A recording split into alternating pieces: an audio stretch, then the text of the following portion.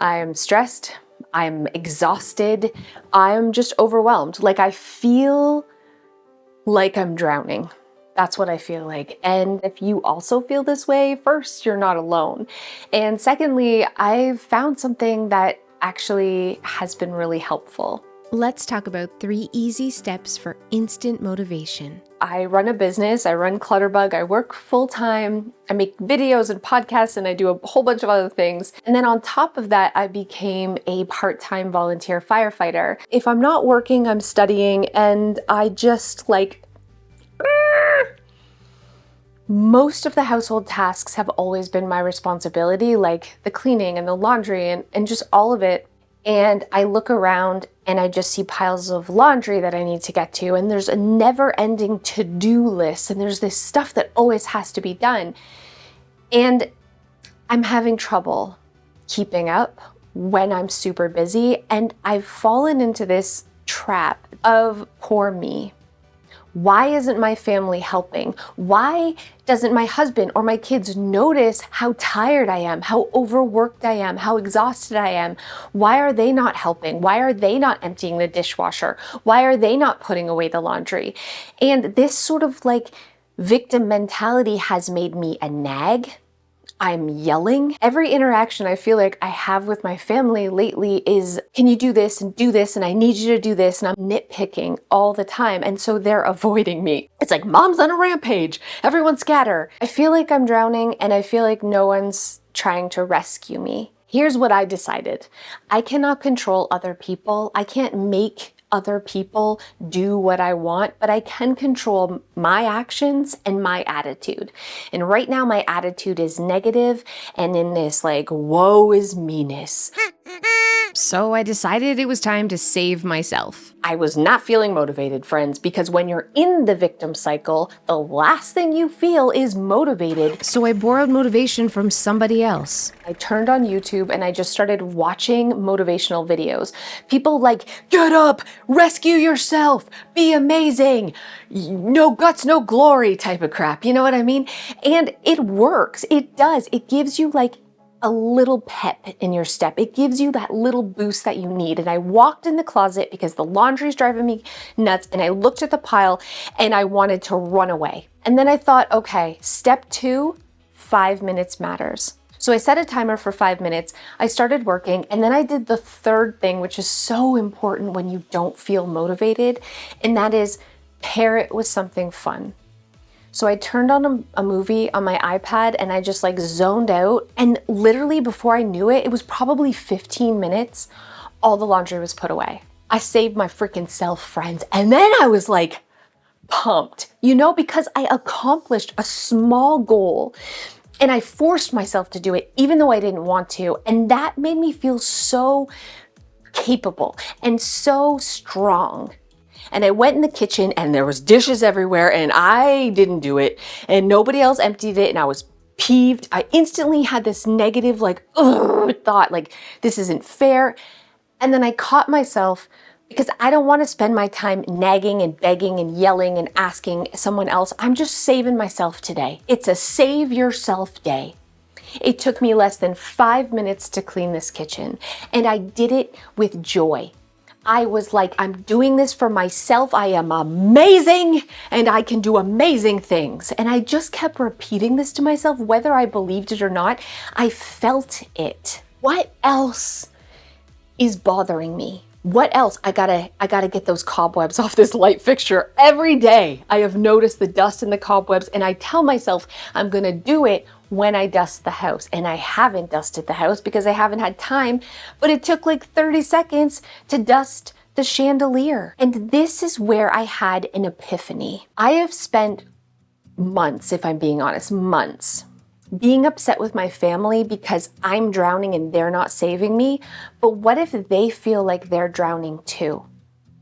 What if, whether they're doing as much work as me or not, who cares? What if they're overwhelmed? What if they need or want or are waiting for someone to save them? And what if I can do for them what I wish they were doing for me? So I went in my daughter's bedroom. She's 16.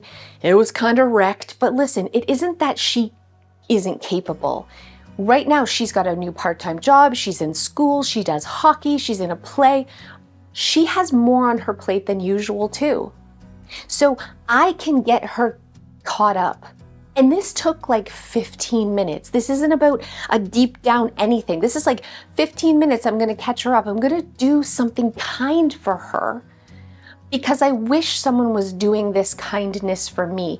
And you know what? It felt so good that I went and I did the same to the kids' bathroom. It's their responsibility. I just did like a little quick 5-minute clean. I'm feeling good. I'm giving what I wish I was getting. I did the same thing in Milo's room, just a quick little tidy up of his space too. So when he comes home from school, he's caught up.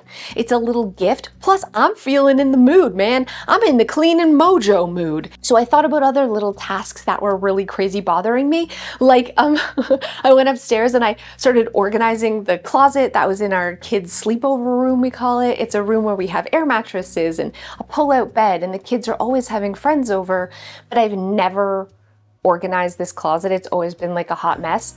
I took a few minutes to just fold blankets or whatever and throw them in bins and clean this room real quick. And then I was so caught up in the momentum, I cleaned the bathroom and I'm like singing while I'm doing it and feeling really, really, really good. My daughter was like, "Can I get the vacuum from you?" My oldest daughter. And she started vacuuming her bedroom and cleaning her bedroom. And then I noticed Joe was putting together a fireplace that's been torn apart and broken for like ever. Motivation is contagious. When I changed from like this negative, "Oh, this sucks and I gotta do it, it's not fair," to like, I'm rescuing myself, I'm giving myself a gift, I am doing this because I'm amazing and it feels amazing to get stuff done, everyone else started doing stuff too. Holy crap, I'm the energy leader in this house.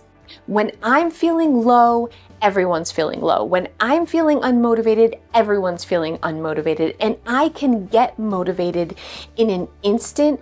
All I gotta change is this. I even touched up the paint in the kitchen that has been like scratched off for months. It's driving me nuts every time I look at it. I'm like, "Oh, I gotta paint these cabinets. Oh, I'll do it later, I'll do it later, I'll do it later." It's like, today's the day, bro.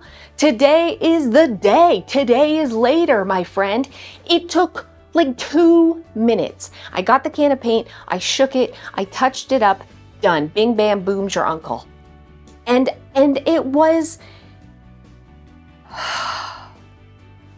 awesome.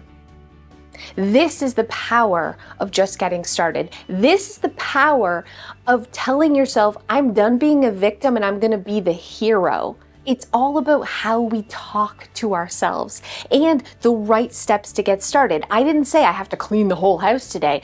I broke it down into manageable steps, like I'm gonna clean this bathroom, or I'm gonna clean just this closet, and I'm just gonna tidy it, and it isn't about perfection, and I'm gonna do something in a short amount of time and give myself a deadline by setting a timer. When I was cleaning out the closet, I came across these 2 sets of green velvet curtains that I had bought years ago to use to decorate for Christmas. They were just in a box that for some reason ended up upstairs.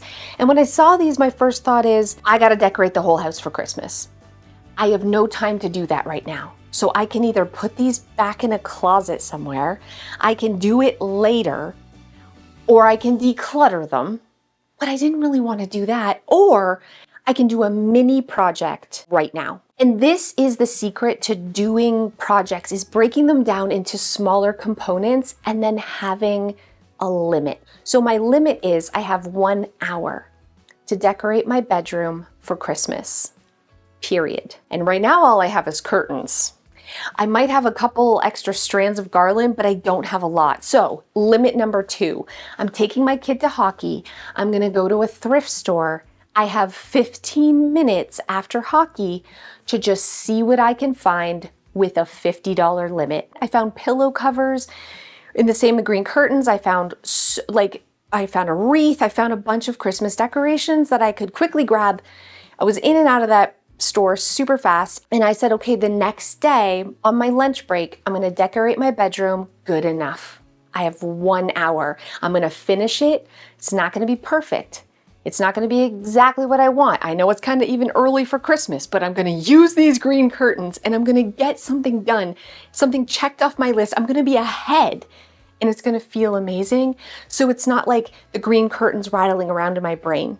Like all the other little tasks have been rattling around in my brain. I'm just going to finish them. So I decorated. I hung the green curtains. I gathered all the stuff I got from the thrift store. I pulled a couple strands of garland and some lights out of my totes, and I just put things together and I had a really good time doing it. Yeah, I wish I would have bought some new things or spent more time. I wish I could spend hours decorating my bedroom for Christmas, but I didn't. I stuck to my limit and I finished this project and I didn't feel overwhelmed and I didn't add to the mess and I squeezed it into my schedule. And now guess what?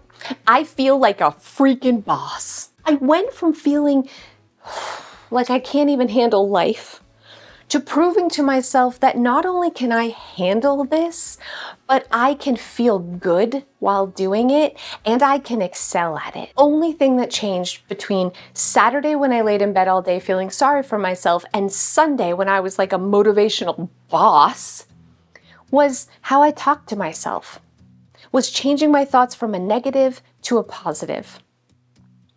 And I'm still tired, but I don't have to do everything. And yes, my family needs to help more. I am not saying that they don't. They do. But I have to also lead by example. And I have to communicate them my needs in a healthy, positive, honest way, not through screaming and nagging and passive aggressive, like, oh,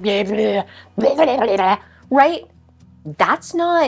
They're not going to be receptive for that. And if I'm coming from a place of a victim, of poor me, this isn't fair, nobody helps me, no one's ever going to want to help me. I have to come from a place of a hero and a leader in my home because that's my role. And I'm not going to always be a crazy productive maniac, and that's okay. But I do have to have the skills to pull myself out when I'm stuck in that cycle of circling the drain.